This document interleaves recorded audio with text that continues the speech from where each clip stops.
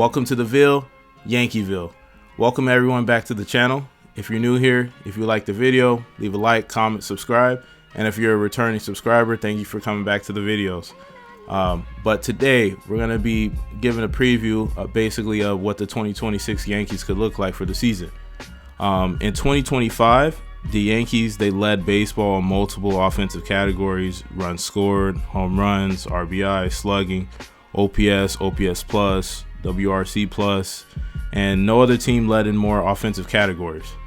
The 2025 Yankees, even though we know they disappointed in the playoffs, they were a very, very in tune offensive squad, especially during the regular season.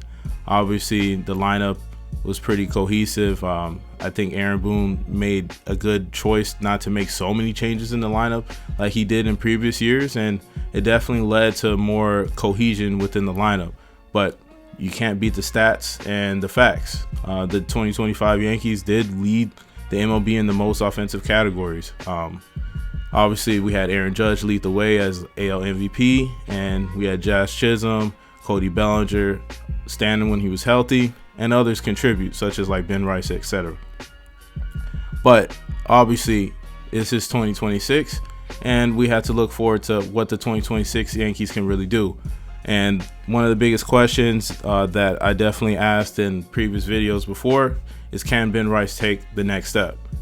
For the 2026 Yankees, obviously, we know that a lot of the team is retained. A lot of the team is exactly the same as it was in 2025, and that can be a concern, especially when we have outliers like Trent Grisham on the roster. Obviously, Trent Grisham had his best year yet, so that's definitely a question mark. So we need to have better production from others as they grow in their career. So Ben Rice is definitely one of the ones that does stand out. Obviously, he's 26 years old. He will be turning 27.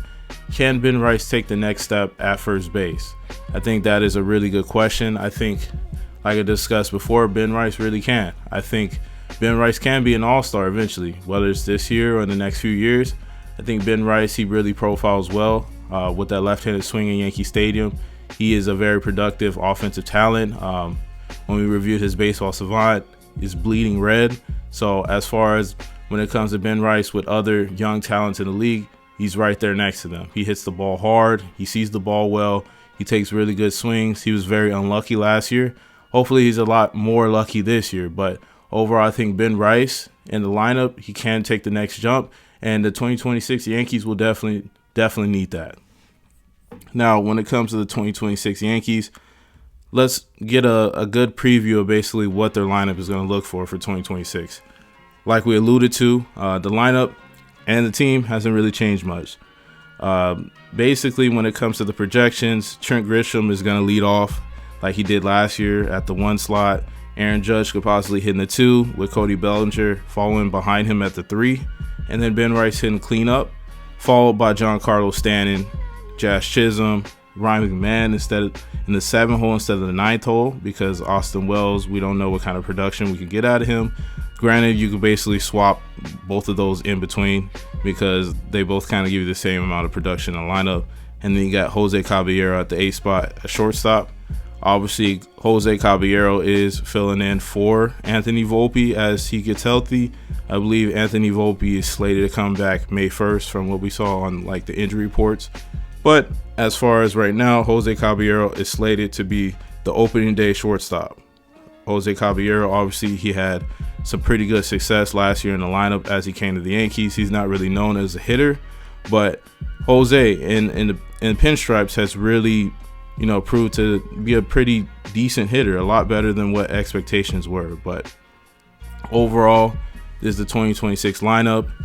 A lot of the same familiar faces, and hopefully we can get the same or better production out of every single spot in the lineup.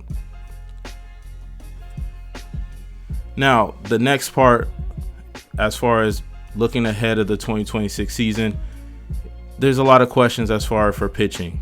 We have some of our key starters out: Carlos Rodon, Gerritcole. They are all slated to come back, along with Clark Schmidt, who will have a little bit of a longer timeline to come back. I believe he is slated to come back in August. So we definitely do have some question marks as far as what the rotation looks like. And then also we have Ryan Weathers, who is a new acquisition that we got from the Marlins.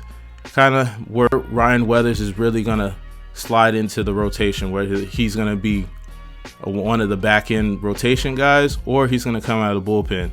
That verdict is still out there. We're definitely going to see what Aaron Boone is really wanting to do with Ryan Weathers and kind of see what that looks like in the rotation. But another question is, can the bullpen be good enough? There was a lot of significant losses in the bullpen, such as Luke Weaver, Devin Williams, Lou Trevino, and then Jonathan Loaizaga. A lot of key guys that we had in our bullpen that pitched a lot of key innings for us, whether in the regular season or in the postseason. I mean, obviously we know Luke Weaver, he really struggled in the postseason. He only got like 2 outs and pitched like, multiple innings with no outs. So I think Luke Weaver, he definitely had a very, very poor postseason as compared to the postseason before when he was our closer and he was lights out. He came into every game as our closer and he got the job done. But that's how volatile the bullpen can be from season to season, and also those bullpen arms from season to season. It's very hard to be consistent because hitters get better. You're seeing new hitters every single year, and you get different results. But same thing as Devin Williams. When we acquired him last year, he was the best closer in baseball. Every Yankee fan was really excited to get a closer like that, not on the same tier as a Mariano Rivera. Obviously, there would be no one close to that tier, but Devin Williams was the best closer in baseball at the time. He definitely got off to a bad start. A lot of blown saves, giving up a lot of key hits, giving up runs in the 8th, 9th inning. All those things he really went through, and eventually he was dropped as a closer. He became the setup man, or even he was pitching the 6th and 7th inning at times during the season. So it was definitely a humbling moment for Devin Williams. But towards the end of the season, he really started to get it back. Even in the playoffs, he pitched very, very well. But he's not on the team anymore. He's a Met along with Luke Weaver. And then Lou Trevino, he was hurt here and there. Nothing really to discuss. And then also Jonathan Loaizaga, fan favorite, but also very, very injury prone. Very explosive sinker baller out of the bullpen. But that comes with a small frame. He's only about 5'10", and he was consistently hurt. We would get him for a handful of appearances, and then he was back on the IL.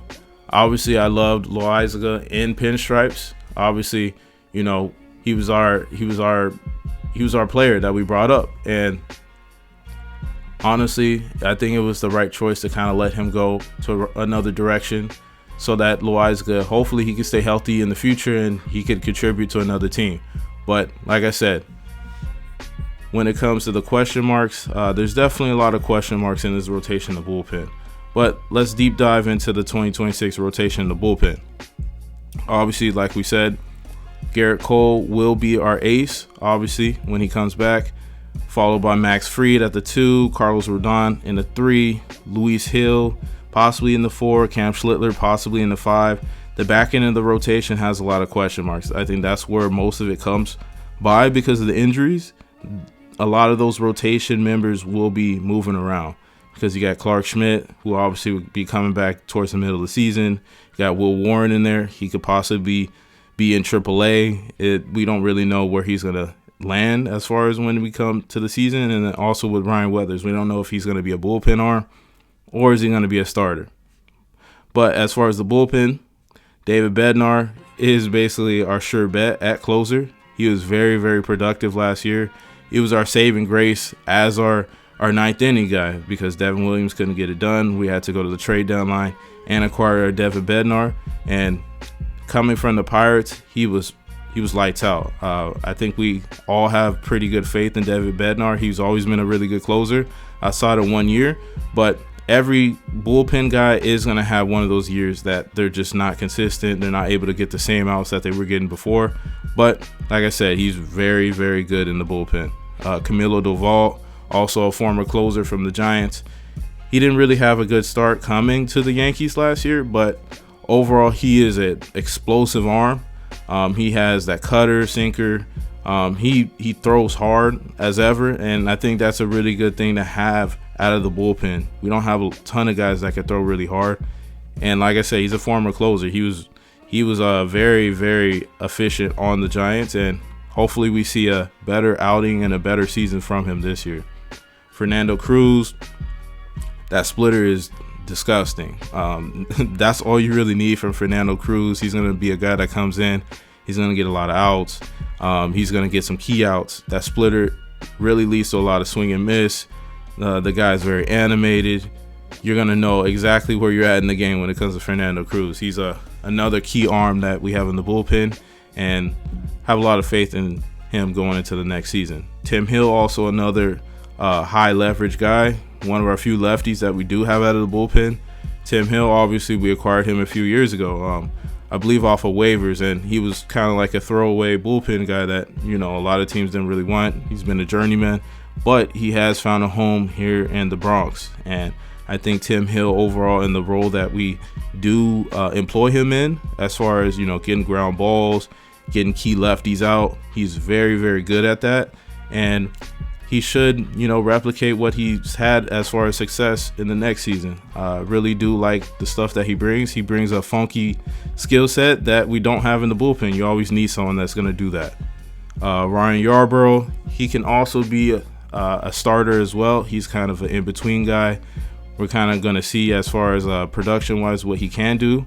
Jake Bird, Angel Shaviyi, and then Paul Blackburn, all those guys, the verdict's not out yet. They've all been acquired pretty recently, and hopefully we see good things out of them in the bullpen.